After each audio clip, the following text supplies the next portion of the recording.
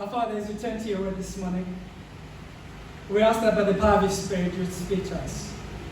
Would you cause us to see that despite the dysfunction in our lives, a dysfunction that we are often responsible of, a dysfunction that often comes upon us, as others mistreat us and abuse us, would you help us to see that even in the midst of that, you remain faithful to your people.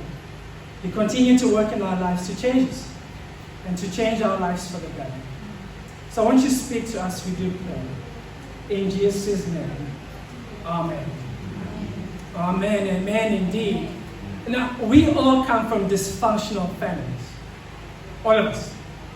Whether you believe it or not, we do. See, no matter how well put together your family was, and most families are that, every family has its own messes, M-E, and its own chaotic moments, or chaotic people. I'm sure at this time some of you are even thinking of the chaotic person in your family, that uncle.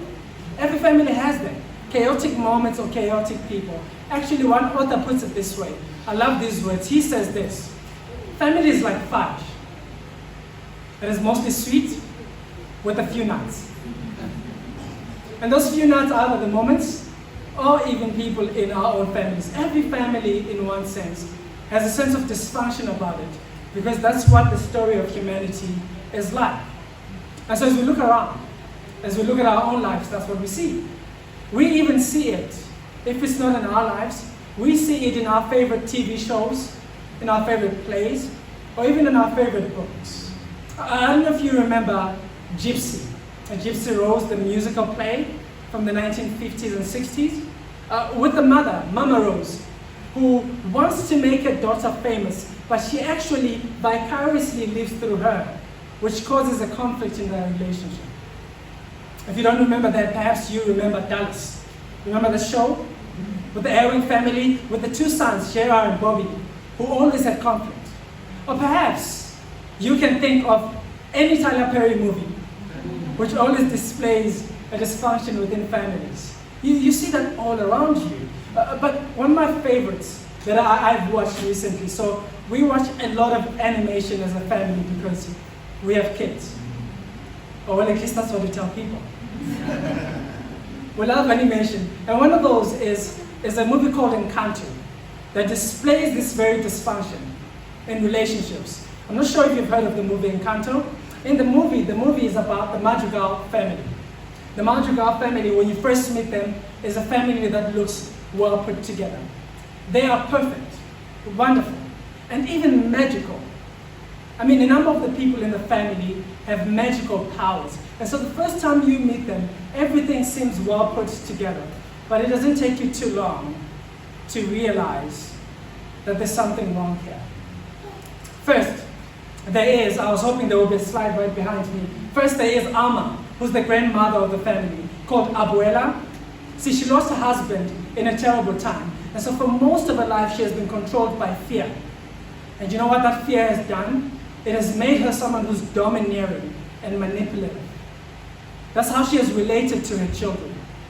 The three kids, as you can see below there, are Bruno, and then there are two daughters, Julieta, and another one called Peppa. Now let me tell you a little bit about Peppa. Because of the way that her mother mothered her, Peppa has turned out to be someone whose emotions is as flimsy as the weather, the Cape Town weather.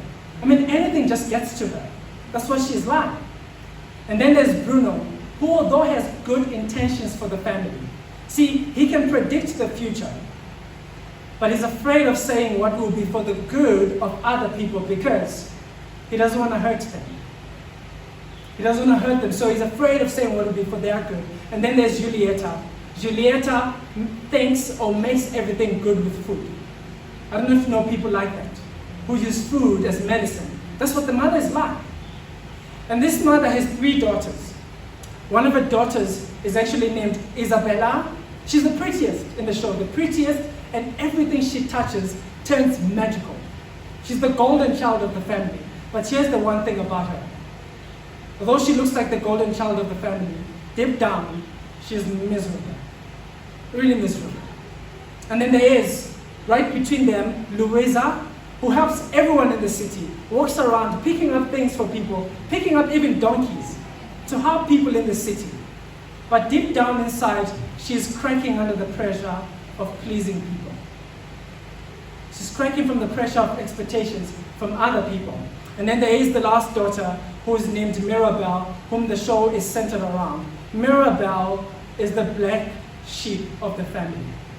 She has no gift, so she's often mistreated, particularly by her Alma. When you watch the story, by Alma rather, when you watch the story, it is gut-wrenching to see how she is treated by family. Now for most of you here who are hearing this, for some of you this is not just something on plays. This is not just something on a TV show. This was your experience. You grew up in a family with this kind of dysfunction, even though you might say your dysfunction in your family might have been different. I don't know if you know a wonderful author called Leo Tolstoy. He's got a wonderful book called Anna Karenina. And in the book he says this: all happy families are alike, but each unhappy family is unhappy in its own way. You know your own unhappiness, your own dysfunction. You know it is dysfunction, just like any other family, but yours just seems unique. And it is true. And maybe yours was a conflict between parents. Maybe the dysfunction was abuse, verbal abuse, emotional, or even physical. Or perhaps it was neglectful parenting. Perhaps it was something else.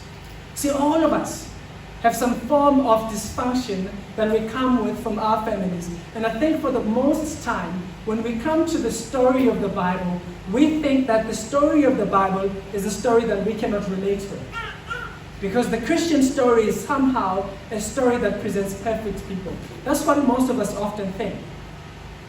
We think we cannot find our own selves in this whole story of the Bible. But here's the thing. The story of Christianity, the story of the Bible, shows you a dysfunctional people that God has found a way to work with. I mean, when you read this very story, the story of Abraham, you're struck by that. The story of him and his family, you're just struck by that dysfunction. But one of the things that you see, despite the dysfunction in their family, dysfunction they bring upon themselves, dysfunction, sadly, that they bring upon Hagar, whom we'll talk about. You will see a God who is faithful, not just to Abraham, but faithful to even Hagar, whom he makes a covenant with. So in the chaos of our lives, our 2 points. In the chaos of our lives, and our lives are chaotic, my greatest hope for this next few weeks is that we would remember this. We would remember the covenant God. We would remember the God who keeps his promises, the God who is true, despite the dysfunction and chaos we find in our own lives, and chaos we even find in the church. So our very first point, the chaos of our lives. And let's turn to our passage there. I hope you have Genesis 16 open before you. If you don't and need a Bible, I often say this to you. We do have Bibles in the back. You can grab one of those. We are actually on page 15 so that you are able to follow along with us. Our first point, the chaos of our lives. And as you look at this very story here, that's what you see. The chaos between, or in the family of Abraham, Hagar, and Sarah. And there's a reason why I put her in the middle. You see that as we continue through the story. You see dysfunction. And if you remember anything about this man, Abraham, you might know that this is the man whom God made the promise.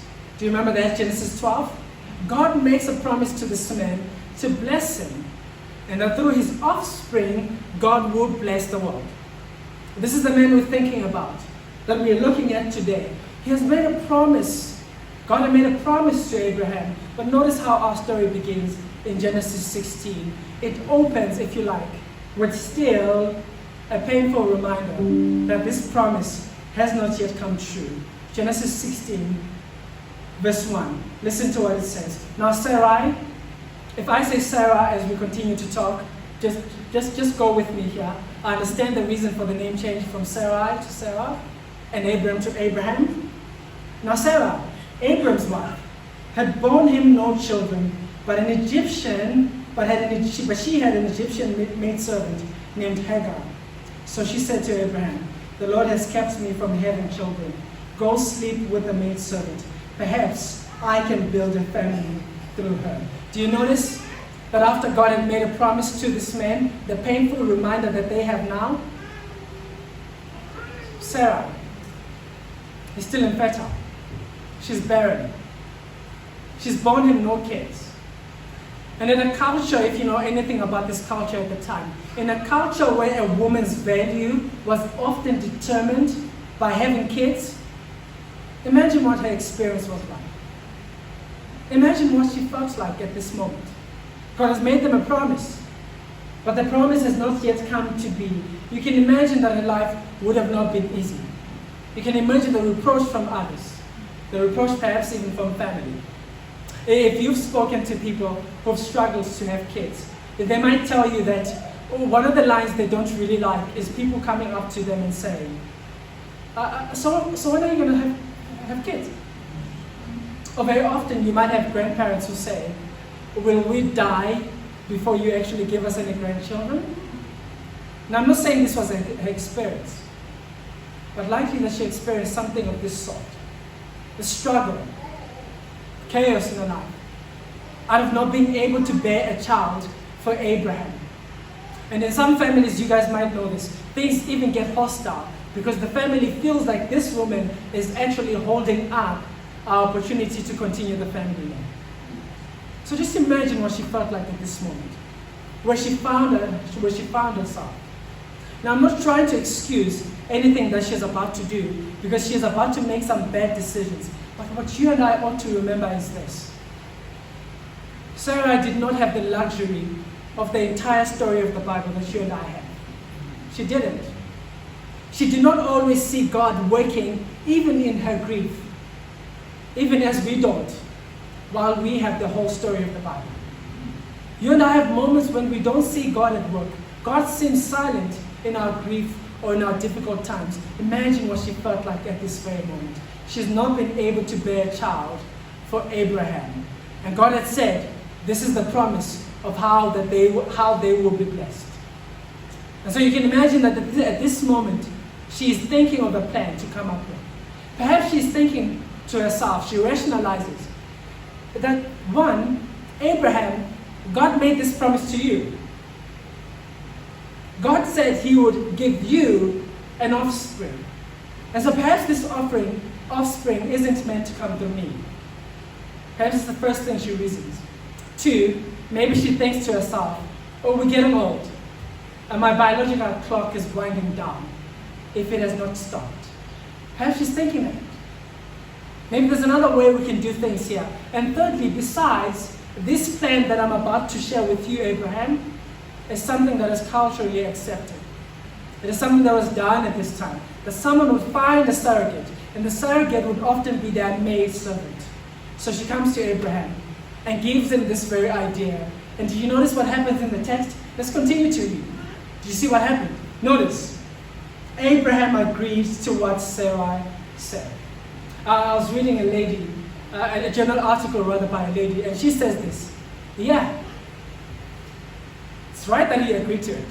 It probably didn't take any convincing.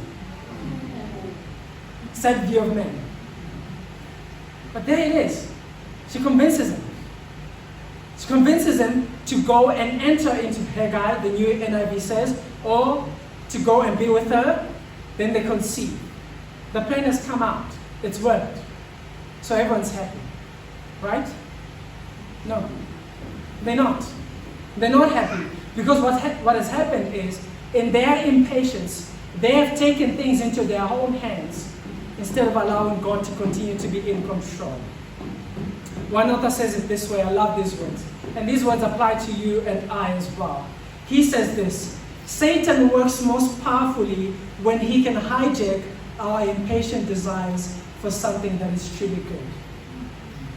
What Sarah wanted to do is not something that seems bad, isn't it? We're helping God along to fulfill the promises. But that's what Satan is able to do. He often takes our desires for something good, and because we are impatient, often that impatience leads us to disobeying God, which is what happens with them. But I want you to see here that what she has done is actually, she has brought another woman into their marriage. You see that? I mean, we're not told at all at this point that Abraham and Sarah knew that what God expects of them is that there's one man for one woman. We're not told that. But for most of their life, for the 10 years they've been in Canaan, they have been monogamous, in a polygamous culture. But at this moment, she begins to bring in someone else into their marriage. I don't know if you've heard this phrase that says this: nothing good comes from bringing a third wheel into a marriage. Nothing good comes from it at all. But I want you to notice here something that we ought to see. She has not just brought in a third wheel into the marriage. She has not just brought in another woman. She has brought in someone who is her maid servant. Someone who's a slave. Someone who likely would not have a say in what would happen. Do you see what's happening in the text? The text is showing you in part what happens when people who have power abuse that power in order to meet particular ends. Because it's likely here that Hagar could not say no to what would happen.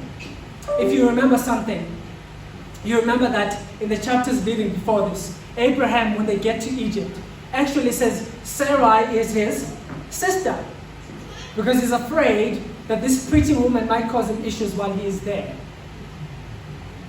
And what he's done is he put Sarai in a position where she was powerless. But notice what has happened in this case. See, if Sarai was powerless in Egypt, Sarai now wields the power, so that it is the Egyptian slave who has no matter, who has no choice in the matter. I don't know if you know the story that's happening in our country at the moment. There's a particular judge president in the Eastern Cape who's in court. Now, I'm not a legal expert, so what I'm saying is not actually giving a legal observation. But in this story, this judge president has a relationship with someone who's much lower than he is. And people have said it's consensual and so on. But the argument she's brought before the court is this: how does someone who's powerless actually say no to someone who has power? I mean, what's the likelihood that she would have been able to say no in this case? What you are seeing here in part is an abuse of power. But notice in the abuse of power, there's a husband whom God had given the promise. But notice how the husband responds. He's passive. So before we make Sarah out to seem like the bad person here, notice how Abram responds. He's passive. Does he remind you of someone? Does he remind you of someone? Do you remember the beginning of the story of the Bible? Abraham, who's passive, the one whom God had actually given his word, is passive as evil enters into his home. This is actually the correspondence between the two passages. The echo or the hyperlink, some people might say. Did you notice that it says Abraham listened to the voice of his wife? Let's continue to read. Notice that. So after Abraham had been living in Canaan 10 years, Sarah, his wife, took the Egyptian maidservant Hagar and gave her to her husband to be his wife. He slept with her and she conceived.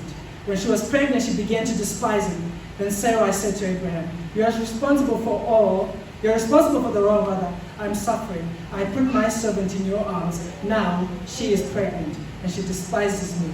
May the Lord judge between you and me." And a little bit later in the text, you will see that it says this.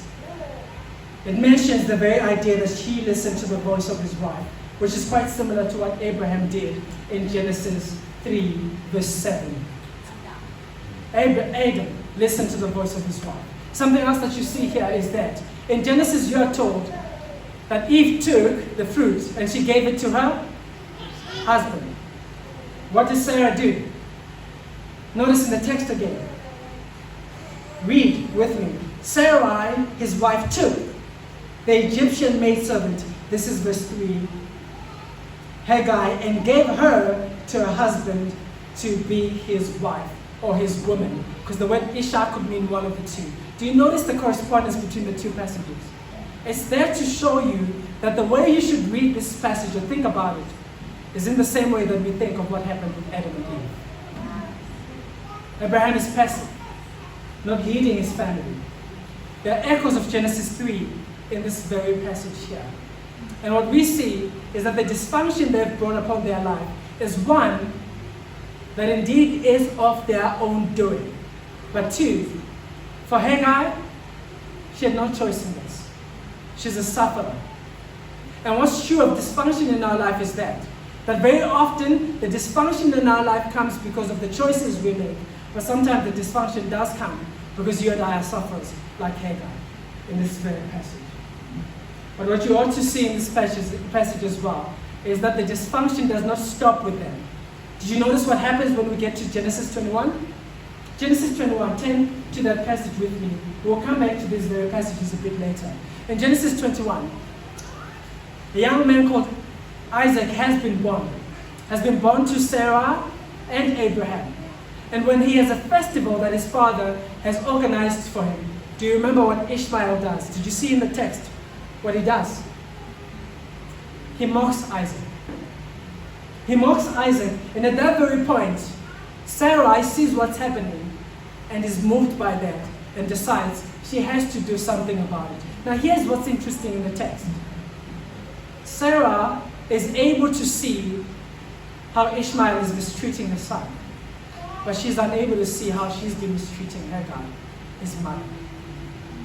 And often in dysfunction, in cases, even when we mistreat people, that's what happens. We are able to see how others mistreat us or mistreat those whom we love, but we aren't able to see how we mistreat others. Because for the most time, in the dysfunction in our lives, you and I are both the people who are the perpetrators and the people who are the sufferers in that very moment.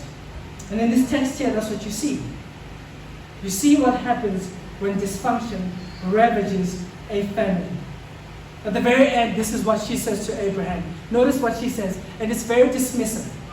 Dismissive and dehumanizing. She says this: drive out this slave girl and her son, for the son of this slave girl will not inherit with my son Isaac. I mean, dehumanizing. And for some of you, you might have felt this very experience in your own family. That you've been mistreated. For some of you, sadly, this is an experience you felt in church, which is a bit of a shame. But what you will see in this text here is a God who actually comes in and works both in the life of those who are sinners and those who are sufferers. The covenant God who comes in and is able to change the life of those who are sinners and those who are sufferers for the very best. So back to Genesis 16, if you could with me, as we move on to our second point. Notice in this second point, what we want to see is the covenant God. The God who's able to work in the life of those who are both sinners and sufferers. But as we talk about the covenant God and look at the text, you and I ought to ask ourselves, what does it mean for God to be the covenant God? What does it mean? Well, it means when God has spoken a word, when God has made a promise, He keeps His word. Because that's what God is like. God does not change. He does not change like shifting shadows. He does not change.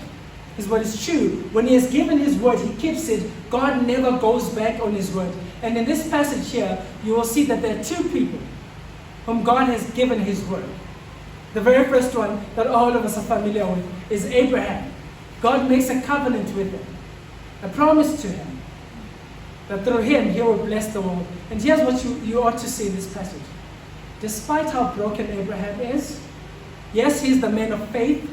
He's in the hall of faith in Hebrews 11, but he's broken. But despite how broken it is, God will keep His promises to him, because God's promises depend on who? On God, not Abraham. He keeps His promises to even those who are broken. And you will see this in this text. He's made promises to Abraham, and we know that part of the story very well. The part that I think we're often not very familiar with is the one that you see in Genesis 16 and 21. In Genesis 16, right after Sarai has mistreated the woman whom she asked to bear a child for her. Right after Hagar is fleed, God meets her in the wilderness. And when he meets her there, you are told it's the angel of the Lord. But there, God makes the promise to her. And this is the promise God makes to her. He says, return to your master and submit, because I will make your son into a great nation. God makes that promise to her in Genesis 16. Turn to it with me so that we can see it together. Genesis 16. And we can read from verse 9 then. Then the angel of the Lord told her, this is Hagar.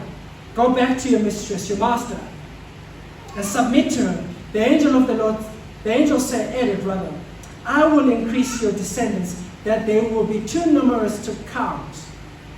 You are now with child, and you will have a son, and you shall name him Ishmael. And that's very important in the story. You shall name him Ishmael. And then when this son is old, when they have been kicked out, when she's there weeping and wondering, now that she's homeless, where is God? She's left her son next to a bush, her son who's about 16 to 18 years old now. And you notice in the text it says, she's left the son and she has gone weeping because she does not want to see him die. At that point, as she turns to God, it seems her son Ishmael, the son of Abraham, who would have been taught by his father to turn to God in prayer, turns to God. And do you know what God does? He Ishmaels. Because the word Ishmael means he hears. God hears. God turns to her and says, because of the prayer of his son, he's heard the prayer of his son, he's seen her anguish, he turns to her to help her. Here's one of the things you ought to see about the covenant God. For those who find themselves in times of suffering, the covenant God hears and he sees. No matter the suffering you're going through now, no matter any dysfunction you're going through now with your family, even with relationships here at church, here's what this passage wants us to see. God Ishmaels. He hears. The covenant God hears and he is able to help. But here's something else you ought to see in the text. This very same God, in Genesis 17, then turns to this woman, Sarah and Abraham, who had come up with a plan of their own, and he says to them, he will indeed give them a child, and he says that child's name will be Isaac. See, the one who was mocked, the one who was laughed at, would now have a child named Isaac, which means laughter. And did you notice in the text we are told that people will now laugh with her because God has intervened for her. So this God keeps his promises even to those who have brought misery to their own lives because of their own doing. For them, the covenant God is able to turn misery into laughter. See, the covenant God sees and he hears, and the covenant God is able to turn misery into laughter. And as we sit here and wrestle with the brokenness of our lives, this is what we ought to remember. That as sinners and sufferers, God extends his grace towards us. He extends his mercy towards us so that he would bring us into his family. There is a grace church, a grace that reaches out to those who are sinners, and a grace that reaches out to those who are sufferers. A grace that is able to bring them back to this very God. So if you are here this morning and you feel that the choices you've made have brought dysfunction to your own family, have led to broken relationships in your life, there's grace available to you in this God who rescues sinners. If you're here this morning and you feel in some way that God has forgotten you, that God is silent, there's grace available to those who are sufferers. Because there's a God who hears and a God who sees. And you see, if this God extends this grace to us, what we ought to be marked as the people of God is we ought to be a people that extends that grace to others as well. Because that very grace was extended to us in Jesus, who goes to the cross in order that he would reconcile sinners back to God. That very same Jesus who goes to the cross to ensure that those who suffer would know that their suffering is not in vain, that God will bring their suffering into an end. So that with Paul we would say, Romans 8 verse 18, I consider the suffering of this present world to be worth nothing in comparison to the great glory that we will see or receive when this God comes back to make all things right. Church, there is a grace that's extended to both sinners and sufferers. So if you're here this morning, whether the dysfunction in your own life, if you're the source of it, or someone else is the source of the dysfunction in your own life, there is a grace that can be found in this God. God is able to change our life for the better. And as a church, we ought to remember that God has probably even placed you in that dysfunctional family so that you will be a beacon of light for the gospel. So that you show people what this God is like. So that you draw them to Him. And as we conclude, as a lady who says this, and I mean, when I read her article, I wasn't sure at first what to think of it. She says this in the article. This is the title of the article. She says, God loved me by giving me a broken family. And I thought, no, I'm not with that. But this is what she says. A wonderful quote that she says. Michael, you can move along until you get to it. This is what she says. By not giving me rather, a stable family, the Lord taught me to treasure my adopted brothers and sisters in Christ. And for some of you, you come from great families. For some of you, you don't. But God has given you a family here.